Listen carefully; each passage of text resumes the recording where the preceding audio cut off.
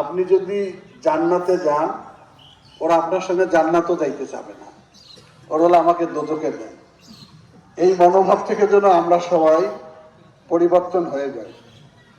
আজকে বাংলাদেশের 25 জন ক্যাবিনেট মন্ত্রীর মধ্যে বড়বাড়ি ইউনিয়নের একজন সন্তান আপনারা।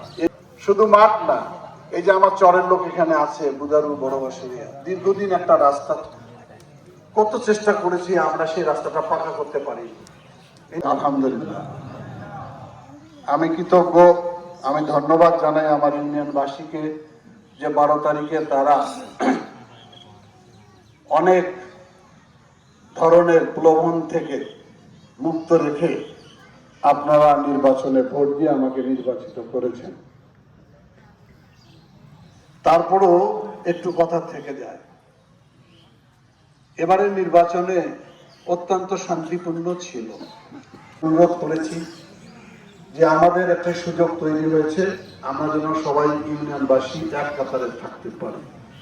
আমার ভিতরে কোনো হিংসা, বিদ্বেষ বা বৈরী মনোভাব ছিল না।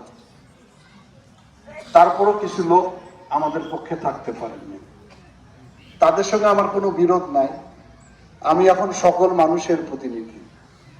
তবে একটা লোক একটা কথা, আপনি যদি জান্নাতে যান, ওরা আপনার সঙ্গে জান্নাতও যাইতে চাবে না, ওরা হলো আমাকে দোজখে দেন।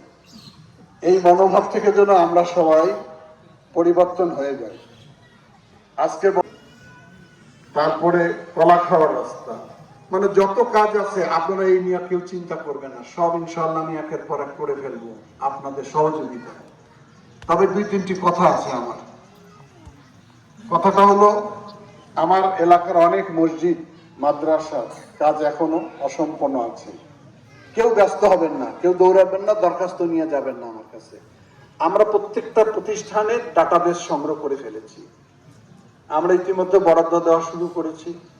যারা দরখাস্ত নিয়ে যাবেন তার বরাদ্দ